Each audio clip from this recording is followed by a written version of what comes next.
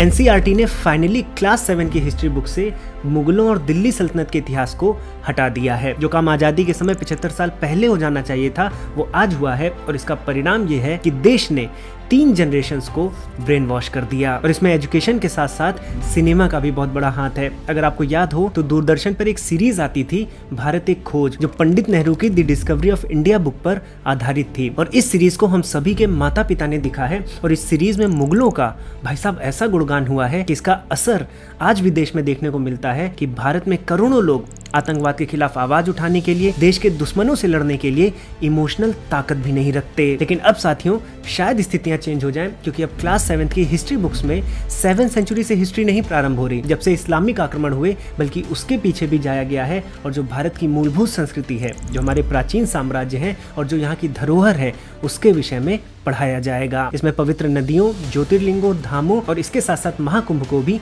जोड़ा गया है। और ये बदलाव नेशनल एजुकेशन पॉलिसी 2020 के अंतर्गत किया गया है। पर साथियों मेरा मानना है कि किताबों से मुगलों और दिल्ली सल्तनत के बारे में नहीं हटाना चाहिए, बिल्कुल भी नहीं हटाना चाहिए। हमारे बच्चों को ये समझना बहुत जरूरी है कि बाहर से आए आतंकियों ने देश की जनता पर कितने अत्याचार किए हैं और उनसे हमारे वीर बहादुरों ने किस प्रकार वीरता से लड़ाई की है। इससे हमारे बच्चों में शत्रुबोध उत्पन्न होगा और देशभक्ति जागेगी।